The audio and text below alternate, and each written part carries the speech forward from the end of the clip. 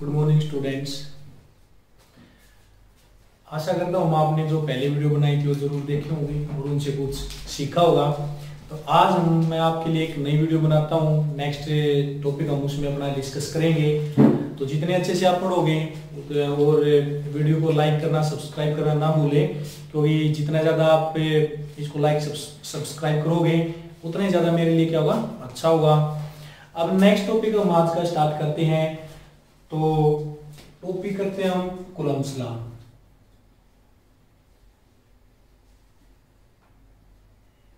Coulomb's law. अब देखो Coulomb's क्या था। कूलम्ब्स एक साइंटिस्ट का नाम था। उसने क्या दिया था, अपने एक लॉ दिया था किसको लेकर, ग्रेविटेशन फोर्स को लेकर। अब उस ग्रेविटेशन फोर्स को उसने किस तरह से एक्ट करवा रहा है, किस किस चीज के ऊपर ग्रेविटेशन फोर्स एक्ट करता है, तो उसके लिए हम बताते हैं। तो सबसे पहले मैं आपको फर्स्ट वैसे बताता हूँ इसके बारे में, फिर हम इसको डिटेल में करते हैं। कूलम्ब्स लॉ क्या होता है, इसके अंदर दो पॉइंट चार्ज लिए जाते हैं। ठीक है, अब पॉइंट चार्ज क्या होते हैं वो भी मैं आपको बताऊंगा। दो पॉइंट चार्ज लिए जाते हैं, तो जो उनके बीच में जो फोर्स लगता है अट्रैक्शन का या रिपल्सन का, जो भी लगेगा, अगर लाइक चार्जेस होंगे तो रिपल्सन दिखाएंगे, अगर अनलाइक चार्जेस होंगे तो अट्रैक्शन दिखाएंगे। तो उनके बीच में जो भी फोर्स लगेगा वो फोर्स उनके चार्ज के प्रोडक्ट के डायरेक्टली प्रोपोर्शनल हो जाएगा। एंड उनकी जो डिस्टेंस है उसके क्या हो जाएगा, उसके स्क्वायर के क्या हो जाएगा, इनवर्सली प्रोपोर्शनल हो जाएगा। तो इसकी डेफिनेशन हम यहां से क्या लिख सकते हैं, तो यहां पर देखो कूलम्ब्स लॉ की डेफिनेशन क्या लिखोगे, the force of interaction, the force of interaction between two point charges is directly proportional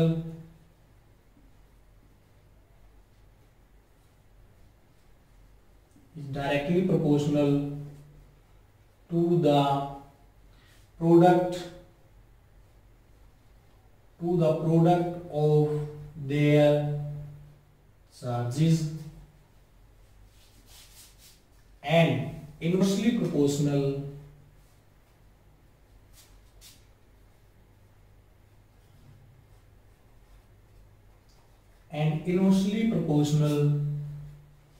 to the square of distance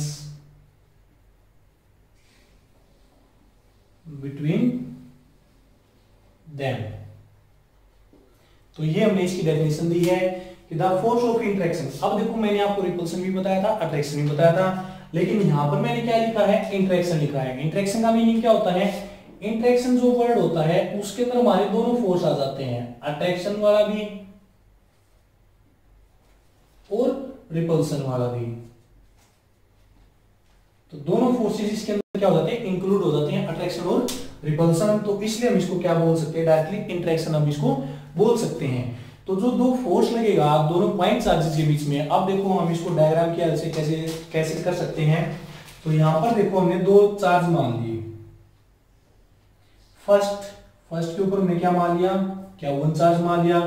second charge हमने क्या मान लिया, Q2।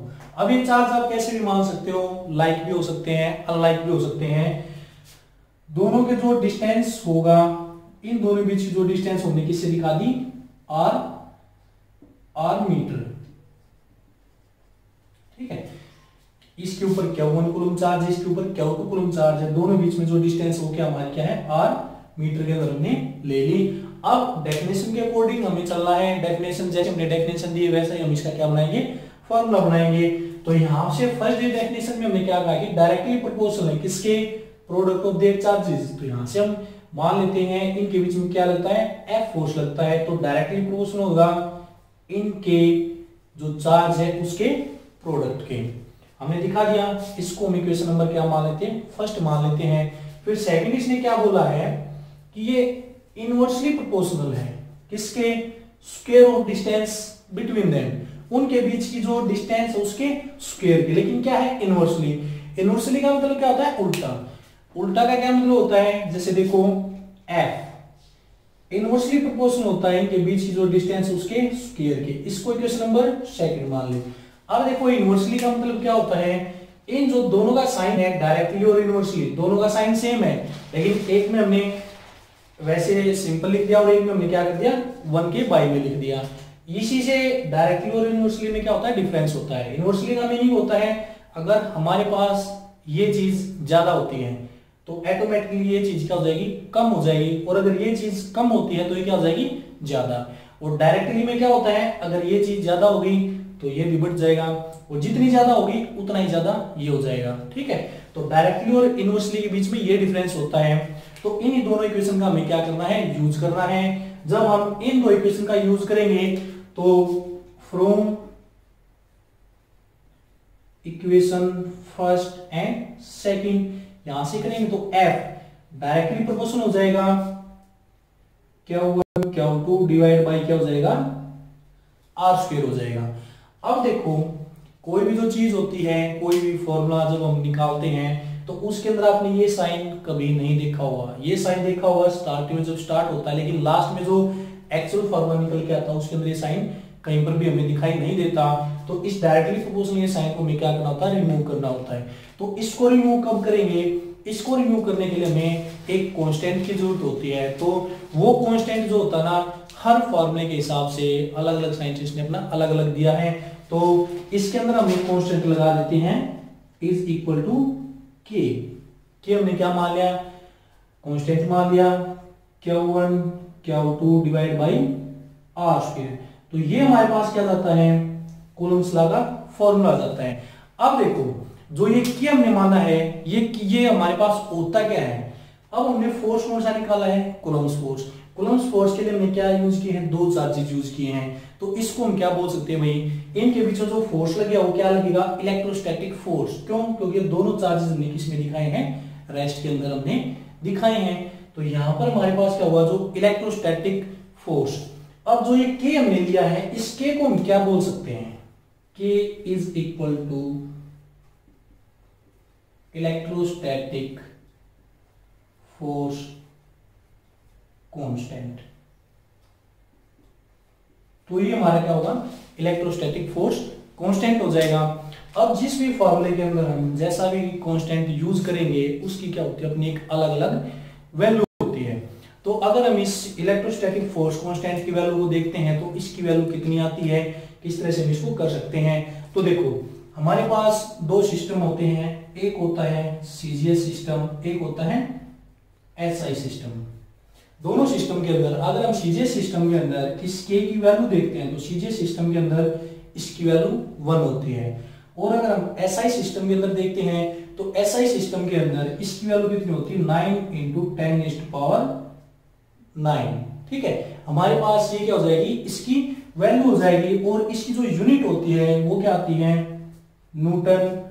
इसकी जो यूनिट देखोगे वो आपके पास हो जाएगी न्यूटन मीटर स्क्वायर पर कूलम स्क्वायर। ठीक है, ये इसकी यूनिट आ जाएगी, ये ऐसा यूनिट होती है। लेकिन यहां पर हमने इसकी वैल्यू बताई है। अगर हम इसको देखते हैं तो जो हमारे पास इलेक्ट्रोस्टैटिक फोर्स कांस्टेंट होता है कि उसकी वैल्यू हमारे पास, ये तो हमने इसकी पर्टिकुलर वैल्यू कैलकुलेट करके बताई है, एक्सपेरिमेंटल वैल्यू जो कैलकुलेट करने के बाद आती है, वरना इसकी वैल्यू हम यहां से 1/4 पाई एप्सिलॉन नॉट ये वैल्यू होती है इसकी, हम यहां पर भी यूज कर सकते हैं। तो यहां से फोर्स की वैल्यू क्या हो जाएगी, 1/4 pi epsilon not Q1 Q2 divide by R square. तो ये हमारे पास फॉर्मूले आते हैं। एक में हम के को एज इट इज भी रख सकते हैं, लेकिन इस के की वैल्यू अगर यहां पर रखोगे तो आपको ये वैल्यू याद करनी होगी। ठीक है, या तो ये कर लो या डायरेक्ट ये हम याद कर सकते हैं। तो यहां से आपकी वैल्यू क्या हो जाएगी, 1/4 pi epsilon not Q1 Q2 by R square. तो एससीजी सिस्टम के अंदर हमें इसकी वैल्यू पता लगी और एसआई सिस्टम के अंदर हमें इसकी वैल्यू पता लगी। अब देखो इसमें एक नई चीज यहां पर ऐड हुई है, एप्सिलॉन नॉट। इसको हम क्या बोलते हैं, इसकी क्या वैल्यू होती है। जिस तरह से हमारे पास के की वैल्यू आई थी उसी तरह से इस एप्सिलॉन नॉट की भी हमारे पास क्या होती है, वैल्यू होती है। और इस एप्सिलॉन नॉट को हम बोलते क्या है, इसका जो नाम होता है वो क्या होता है, इसको हम बोलते हैं एब्सोल्यूट इलेक्ट्रिकल परमिटिविटी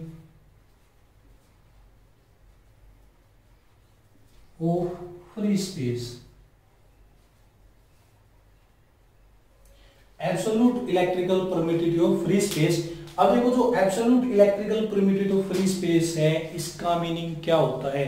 अगर हम किसी भी एक चार्ज को, ठीक है, हम वैक्यूम के अंदर रख सकते हैं या फ्री स्पेस के अंदर उसको रख देते हैं, तो वो अपना कितने अमाउंट के अंदर अपना चार्ज बाहर निकाल सकेगा, वो क्या होती है उसकी एब्सोल्यूट इलेक्ट्रिकल परमिटिविटी। देखो इसके अंदर आया है परमिटिविटी। परमिटिविटी का मतलब क्या होता है?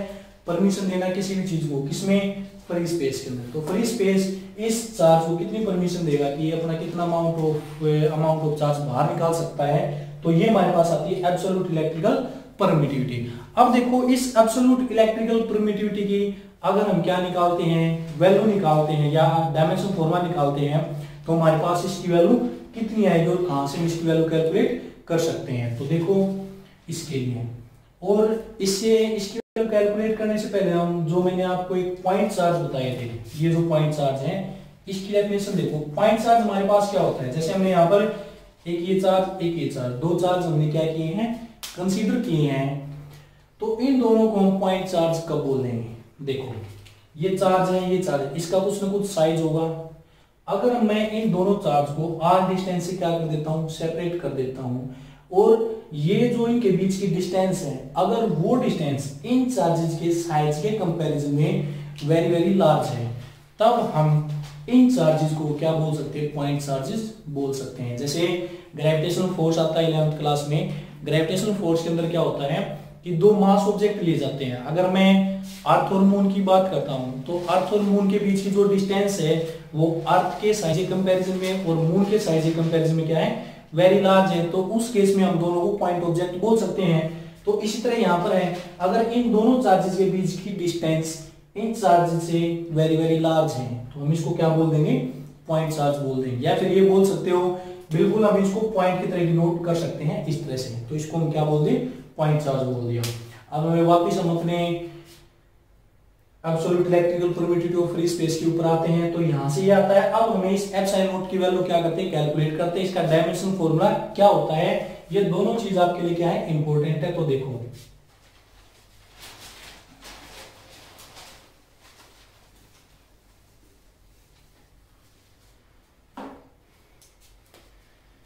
अब देखो फोर्स की जो वैल्यू आई थी वो आई थी हमारे पास 1/4 epsilon not Q1 Q2 divide by r square, यही थी। यहां से अगर मैं इसका डायमेंशन फॉर्मूला निकालता हूं तो एप्सिलॉन नॉट को हम इस तरफ ले आए और यहां से हमारे पास क्या हो गया? 1/4 f Q1 Q2 divide by r square, ये हो गया। अगर डायमेंशन फॉर्मूला हम देखते हैं तो देखो 4 हमारे पास क्या है? कांस्टेंट टर्म है। कांस्टेंट का कोई डायमेंशन फॉर्मूला नहीं होता, बचा हमारे पास फोर्स। तो फोर्स का डायमेंशन फॉर्मूला क्या होता है भाई? m1 L1 T minus 2। अब यहां पर आ गया हमारे पास चार्ज। Q1 Q2 क्या होते हैं? चार्ज। चार्ज का डायमेंशन फॉर्मूला क्या होता है? 80। अब एक का भी 80 होगा और सेकंड Q2 का भी क्या हो जाएगा? 80। अगर किसी को चार्ज का डायमेंशन फॉर्मूला नहीं आता हो तो देखो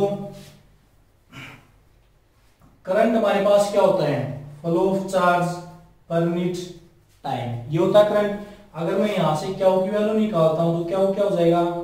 I इंटू में T। अगर मैं इनकी वैल्यू पुट करता हूं तो करंट को हम किस में मेजर करते हैं? एम्पियर में। और टाइम को किस में मेजर करते हैं? वो तो हमारा T से ही रहता है। तो Q का क्या डायमेंशन फॉर्मूला आ गया? 80। तो यहां से Q1 और Q2 दोनों के लिए हमने क्या रख दिया? 80 और इसके लिए भी 80। नीचे बचा हमारा r स्क्वायर। r हमारे पास क्या है? डिस्टेंस है दोनों पॉइंट चार्जेस के बीच की। तो डिस्टेंस के लिए हम क्या दिखाते हैं? l। तो स्क्वायर है तो l स्क्वायर। अब हम इसको ऊपर लेके जाएंगे तो क्या हो जाएगा भाई? a square t square. नीचे हमारे पास m1 L3 और t माइनस 2, ये हो गया। अब इसको ऊपर लेके जाओ तो m-1, फिर l क्या हो जाएगी? -3, फिर t, ये 2 ऊपर जाके प्लस का हो जाएगा और 2 प्लस का ऊपर है तो t की 4 और a क्या है? 2। तो हमारे पास ये हो जाएगा m-1 L-3 t की पावर 4 और a की 2। अब इसको डायरेक्ट हम क्या कर सकते हैं, अगर आपको इस तरह से याद नहीं रह सकता तो इसको याद करने के लिए मैं आपको ट्रिक बताता हूँ। ट्रिक से आप इसको कैसे याद कर सकते हो। हम बाजार में जाते हैं, आप ऑरेंज लेते हो, ऑरेंज लेके आते हो, तो ऑरेंज में भी कई टाइप के ऑरेंज होते हैं, उसमें एक टाइप होती है माल्टा, MALTA, माल्टा हमारे पास ऑरेंज होता है। अब इसमें देखो क्या है, MALT, चारों इसके अंदर हमारे पास और ए, ठीक है। अब देखो ये जो माल्टा है, इसका जो लास्ट वाला ए है, इसको हम क्या कर देते हैं, हटा देते हैं, क्योंकि हमें MLT और ए, एक ही बार ए की जरूरत है, दूसरी बार ए की जरूरत नहीं है, तो इस ए को हमने लास्ट में से क्या कर दिया, हटा दिया। बच्चा हमारे पास क्या बचा, MALT, माल्ट। अब इसकी पावर को कैसे याद करोगे, 1 2 3 और 4, 1 2 3 4 हम नंबरिंग कर सकते हैं। अब नंबरिंग के अंदर क्या होगा, first negative, second positive, third negative और फोर्थ पॉजिटिव। तो हमारे पास डायमेंशन फॉर्मूला क्या बना, M-1 A2 L-3 और T4। तो बिल्कुल आसान है, इजी वे में आप इसको याद कर सकते हो ट्रिक के साथ। अगर ऐसे नहीं याद कर सकते तो माल्टा को याद रखो और 1 2 3 4 नंबरिंग डालो, फर्स्ट और थर्ड को क्या कर दो नेगेटिव, और सेकंड और फोर्थ एक नेगेटिव फिर पॉजिटिव, नेगेटिव और पॉजिटिव। तो ये इसका क्या होता है, डायमेंशनल फॉर्मूला हो जाता है वही एप्सिलॉन नॉट का, जो हमने relative electrical permittivity of free space absolute. तो ये हमारे पास क्या है, इसका डायमेंशन फॉर्मूला। अब जो इसकी वैल्यू आती है एब्सोल्यूट इलेक्ट्रिकल परमिटिविटी की, वो वैल्यू आप किस तरह से निकालोगे, तो देखो इसको रब कर सकते हैं, साथ साथ अपना स्क्रीनशॉट या फिर कॉपी में नोट कर सकते हो, तो साथ साथ आप अपने एडजस्ट कर लेना कैसे भी।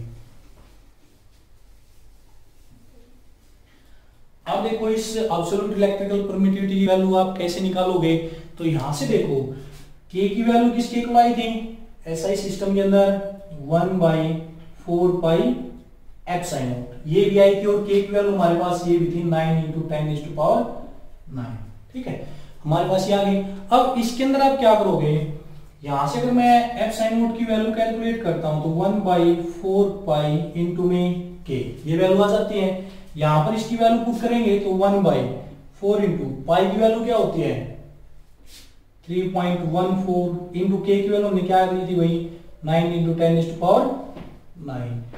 हमारे पास हमने इन सभी की वैल्यू क्या कर दी, पुट कर दी। अब इनकी वैल्यू पुट करने के बाद जब हम इनको कैलकुलेट करेंगे तो हमारे पास जो वैल्यू आती है 8.85 इंटू 10⁻², हमारे पास ये वैल्यू आ जाती है। अब इसकी जो यूनिट आएगी एप्सिलॉन नॉट की, यूनिट हम कहां से निकालेंगे, यूनिट आप निकालोगे यहां से, F = 1/4 epsilon not Q1 Q2 divide by r²। Epsilon not को उस तरफ लेके जाओ तो क्या होगा 1/4 F Q1 Q2 divide by r²।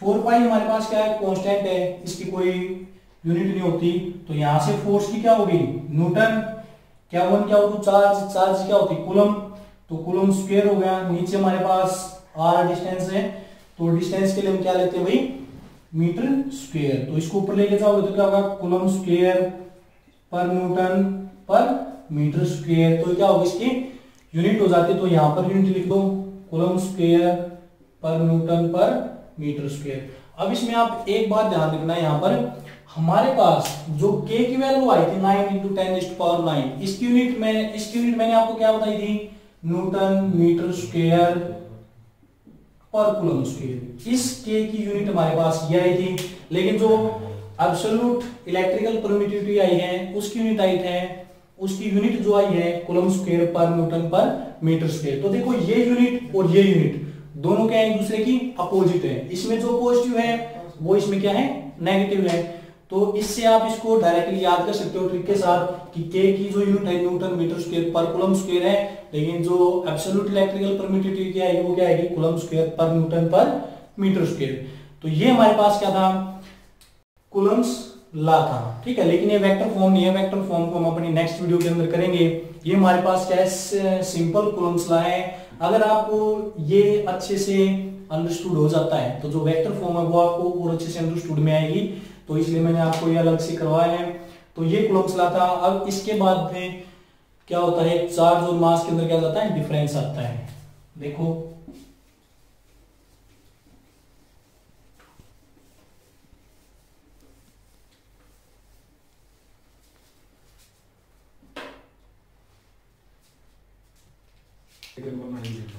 तो नेक्स्ट देखो, नेक्स्ट हम करते हैं वही चार्ज और मास के बीच में डिफरेंस। चार्ज एक होता है मास, तो चार्ज और मास में हम क्या करेंगे, डिफरेंस करेंगे। तो देखो सबसे पहले हमारे पास जो चार्ज आया था, चार्ज के बारे में भी आप पढ़ चुके हो, चार्ज की क्या क्या प्रॉपर्टीज होती हैं, कैसे कैसे वो काम करता है, तो वो सारी बातें हम इसके अंदर लिख सकते हैं। और मास के बारे में तो देखो भाई, सबसे पहले हमारे पास जो चार्ज होता है, it can be positive, negative और जीरो। ये पॉजिटिव, नेगेटिव और जीरो हो सकता है, लेकिन जो मास होता है किसी बॉडी के ऊपर वो हमेशा क्या रहता है, पॉजिटिव। किसी बॉडी का मास आपने आज तक नेगेटिव नहीं सुना होगा, तो मास हमेशा क्या रहता है, इट इज ऑलवेज पॉजिटिव। ये हमेशा क्या रहेगा, पॉजिटिव रहेगा। अब देखो नेक्स्ट हमारे पास क्या होता है कि जो चार्ज होता है, अगर मान लिया चार्ज किसी भी बॉडी के ऊपर चार्ज है, मेटल ऑब्जेक्ट के ऊपर चार्ज है, तो वो चार्ज उसकी वेलोसिटी के ऊपर डिपेंड नहीं करेगा, चाहे वो बॉडी तेज चले या फिर वो स्लोली चले, तो वो चार्ज के ऊपर कोई इफेक्ट नहीं डालेगी। तो ये क्या होगा, it does not depend upon the velocity of body. ये बॉडी की वेलोसिटी के ऊपर डिपेंड नहीं करेगा। लेकिन देखो जो मास होता है वो बॉडी की वेलोसिटी के साथ साथ इंक्रीज हो जाता है। किस रिलेशन से, यानी it depends upon the velocity of body. Velocity of body के ऊपर कैसे डिपेंड करेगा, हमारे पास एक रिलेशन आता है, m is equal to m not divide by under the root of 1 minus v square by c square. V के अंदर क्या होती है, बॉडी की वेलोसिटी होती है, वेलोसिटी ऑफ बॉडी, और जो सी होती है वो हमारे पास क्या होती है, स्पीड ऑफ लाइट। अब देखो इस रिलेशन के अंदर m नोट इसका क्या होता है, रेस्ट मास होता है किसी भी बॉडी का, रेस्ट मास ऑफ बॉडी, और m क्या होता है, मास होता है सिंपल बॉडी का। अब देखो अगर मैं v को c के इक्वल कर देता हूं, यानी अगर किसी बॉडी की वेलोसिटी c वेलोसिटी की इक्वल हो जाती है, तो ये क्या हो जाएगा, m इज इक्वल टू में m not divide by under root of 1 minus v को मैंने c के इक्वल कर दिया, c square by c square cancel होके 1 आएगा, तो इसके हो जाएगा m not divide by under root of 1 minus 1, 1 minus 1 0, 0 का रूट 0, तो इसको मैं कैसे कर सकता हूं, m नोट डिवाइडेड बाई 0, तो इसको मैं ऐसे लिख सकता हूं, m नोट 1 बाई में 0 इंटू में मल्टीप्लाई बाई m नोट, और 1 बाई 0 क्या होता है, इनफाइनाइट। इनफाइनाइट को अगर मैं किसी भी चीज से मल्टीप्लाई करता हूं तो हमेशा क्या रहती है, इनफाइनाइट। तो जो बॉडी का मास है वो क्या हो जाएगा, इनफाइनाइट। लेकिन कब, जब बॉडी की वेलोसिटी किसकी इक्वल होगी, स्पीड ऑफ लाइट की इक्वल होगी, ठीक है। लेकिन ऐसा पॉसिबल नहीं है, तो सिंपल जो वेलोसिटी रहेगी वो क्या रहेगी, स्पीड ऑफ लाइट से कम रहेगी, ठीक है। तो जो मास होता है बॉडी का वो डिपेंड करता है उसकी वेलोसिटी के ऊपर। नेक्स्ट जो पॉइंट है वो देखो, थर्ड पॉइंट के अंदर आप क्या लिख सकते हो, दो पॉइंट अच्छे से क्लियर कर लेना भाई, ठीक है। थर्ड हमारे पास क्या आता है, चार्ज क्या होता है, क्वांटाइज्ड।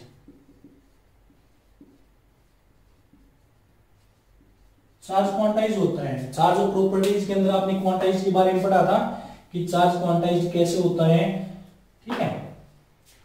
यानी उसको हम इंटीग्रल मल्टीपल फॉर्म में ट्रांसफर कर सकते हैं एक बॉडी से दूसरी बॉडी के अंदर बेसिक यूनिट ऑफ चार्ज में। तो लेकिन जो हमारे पास मास है वो अब तक क्वांटाइज नहीं है, mass is not quantized, mass is not quantized, तो मास हमारे पास क्वांटाइज नहीं होगा। और जो चार्ज होता है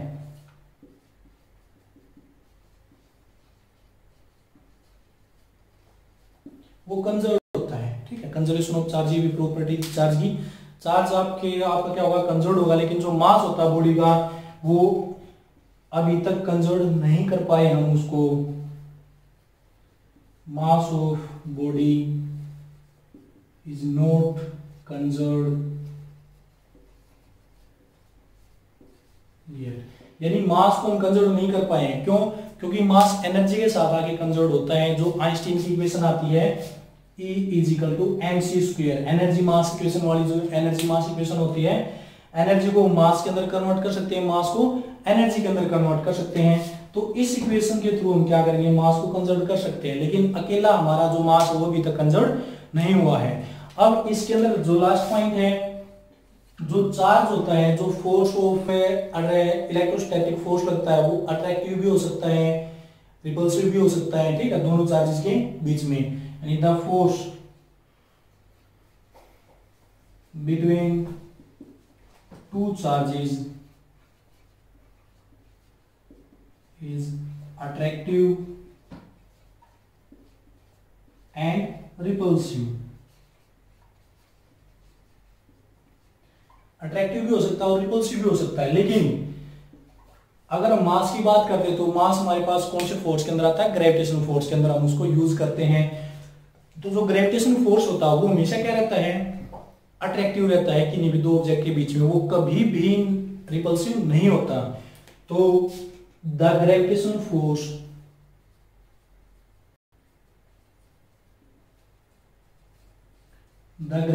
force between two objects is always attractive। हमेशा क्या रहेगा, अट्रैक्टिव रहेगा।